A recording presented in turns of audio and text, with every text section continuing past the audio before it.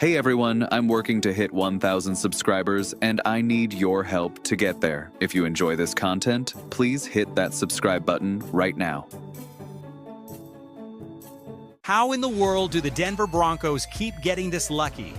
Because Broncos country, what happened at training camp this week should not make sense. A team that has been quietly bleeding bodies for 2 straight weeks just turned around and delivered some of the best injury news you could possibly ask for, right in the middle of what looked like a full-blown panic. But don't get too comfortable, because there is a very real, very messy problem brewing that could completely blow up who actually trots out onto that field Friday night against the Atlanta Falcons. And on top of all of that, we are getting our very first glimpse of a number that is going to make every single Broncos fan's jaw hit the floor. What an extension for Bo Nix could actually cost this franchise, and why, shockingly, that number might not even be the scary part. If you love this team, if you bleed orange and blue, do yourself a favor right now and smash that like button, drop a comment, and hit subscribe. Because Broncos country, we have got a ton to unpack today, and it starts with the running back who apparently got tired of everybody talking about him behind his back. Let's start with the sigh of relief heard across the entire Rocky Mountain region. J.K. Dobbins defiantly took the field this week and made it his personal mission to show every single reporter, every camera, every national talking head that he is just fine. After his very first run of the day, knowing full well that every lens in the building was locked on him, Dobbins turned around and let the media have it. He is done with the rumors. He has been in this league for 7 years, he said, and he is not about to be treated like he can't handle a simple veteran rest day. And can you blame the guy? This is a man who has heard the whispers about his health his entire career, and now, after a soft tissue scare pulled him off the practice field with trainers, the speculation machine kicked into overdrive instantly. Was this the start of another lost season? Was Dobbins already breaking the promise he made to Broncos country that this year would be different? Turns out, no. Head coach Sean Payton said it plainly after practice: soft tissue, nothing more, and he expects Dobbins to be fine. And here's the thing. Broncos country. Sean Payton has not lied to us about an injury update yet. Every single player he has said would be back has been back, and has looked sharp doing it. So to every single person who spent the last few days doing victory laps, shouting "I told you so" about Dobbins being fragile, all we can say is this: keep that same energy for the rest of the season, because Sean Payton was right again. And Dobbins was not the only piece of good injury news. We also heard from Nick Bonito, who brushed off his own recent scare, calling it nothing serious and choosing to keep the details to himself. That is the pattern we keep seeing over and over in this camp. Marvin Mims went down, and he was back at practice. Jalen Waddle went down, and he has been working his way back onto the field. And if you want real perspective, go scroll through what is happening at literally every other training camp in this league right now. Nick Bosa has not practiced with the 49ers in over a week, and San Francisco is starting to sweat. Baltimore's top cornerback got carted off and will not be seen again this week, with a real chance he needs surgery before the season even starts. Chicago just handed a truckload of money to a safety who is now expected to miss 4 to 6 months. Meaning he might not see the field again until the Bears are hypothetically making a Super Bowl run. Pittsburgh is down 2 of its top offensive weapons at practice entirely. So yes, it has been a little maddening watching some of these Broncos stars miss practice time. But step back and look at the bigger picture. Broncos country. You would rather be the Denver Broncos than any other team in football right now, and the track record backs that up. Sean Payton inherited one of the most banged-up rosters in the NFL, and 3 years running, he has turned this team into one of the healthiest by the time the games actually count. That is not luck. That is a program. And it is a trend that shows every sign of continuing into this season. Now here is where things get spicy, because while the skill positions are trending in the right direction, The offensive line is turning into an absolute horror show, and it is happening at the worst possible position, center. Nick Bonitto was asked this week which young players have been quietly impressing him at camp, and the name that keeps popping up over and over is second-year edge rusher K. Robinson. Everybody already knew about rookie standout Pat Bryant, who has become the fantasy football darling of this entire Broncos offseason. But Robinson is the name gaining real steam right now. And if you remember anything from last season, you remember the one true flash we got from him, an absolutely massive sack on Drake May in the AFC Championship game. That was basically the only extended look we got at the guy all year, buried behind a mountain of veteran depth on the edge. Now Nick Bonitto is out here saying that when Robinson puts his mind to it, nobody can block him. All-Pro guard Quinn Miners backed that up too, saying every offensive lineman in this building has to bring their A-game daily, because this defensive line has become absolutely nasty. Between Jonah Ellis, Nick Bonitto, the returning veterans, and now Quay Robinson pushing his way into the rotation, the Broncos may have so much depth at outside linebacker that there simply are not enough snaps to go around for everybody. That is the kind of problem every team in this league wishes they had. But here is the part that should genuinely worry you heading into Friday night. The center position has completely collapsed. Starting center Luke Wattenberg and top backup Alex Forsyth have both been fighting through injuries for over a week now. They are padded up, they are out at practice, and Sean Payton says he expects both of them to miss 0 time once the regular season begins. But neither one looks ready to go on Friday. And then, as if the football gods wanted to pile on, third-string center Michael Dieter got carted off the field this week with what appeared to be a lower body injury. Just like that, the Broncos are down to their 4th and 5th options at a position that, if you know anything about football, is the single most important job on the entire offensive line. Every snap starts there. Every protection call runs through there. And right now, the Broncos do not have a single center on the roster who has taken meaningful NFL snaps at the position. So who is going to snap the ball to Bo Nix on Friday? Veteran guard Calvin Throckmorton and undrafted rookie Gavin Ortega, both natural guards being asked to learn an entirely new position on the fly out of pure necessity, have been getting the reps. There has also been chatter about shifting Quinn Miners over to center, something he actually has experience doing earlier in his career, but that would mean moving your all-pro guard off his natural spot and shuffling the entire interior of the line.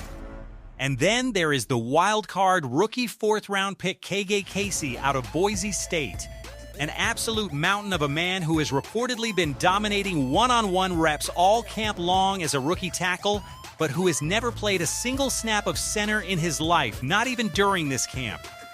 Here is why this matters so much. Broncos country. Sean Payton loves to play his starters for at least a drive in that first preseason game, sometimes even a full quarter. We have seen him do it before. But if you are Sean Payton and your options at center are guys who have combined for almost 0 meaningful NFL snaps at the position, do you really want to put your franchise quarterback back there behind what would essentially be a 4th-string center? That is a real risk, and it is one this coaching staff is going to have to weigh very carefully over these next couple of days. The Broncos could still go out and find center help on the waiver wire or in free agency before Friday, but as of right now, none of the in-house options are exactly inspiring confidence. Let's shift over to the other side of the country for a second, because the Broncos might be catching a break in a game that matters a whole lot more than preseason.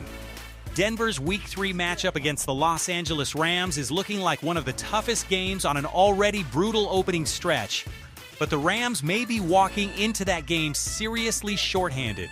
Star wide receiver Puka Nacua has been dealing with a groin issue at Rams camp, and on top of that, ESPN's Adam Schefter has reported that the NFL could be closing in on discipline against Nacua, stemming from a very messy offseason. Nacua is facing a civil lawsuit accusing him of biting a woman and making an anti-Semitic remark during a New Year's Eve incident.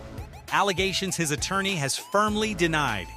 league insiders now believe there is a real chance Nakua could be suspended for the Rams season opener, and the situation remains an open storyline heading toward Week 1. Nobody roots for another player to get hurt, but if the Rams are forced to lean on a 30-something quarterback throwing to a receiving core without its best weapon when Denver rolls into town in Week 3, that is a gift the Broncos will gladly accept. Now let's talk about the man running the whole show, because Sean Payton is quietly building a Hall of Fame case in real time. Multiple players and reporters have made the same point recently. If Sean Payton wins a Super Bowl with the Denver Broncos, that stamps his ticket as a first-ballot Hall of Famer, full stop. And if it does not happen here, it is going to happen eventually anyway, because that is simply the level this man coaches at. What is remarkable is how a coach who has been doing this for decades has stayed this flexible and this willing to adapt.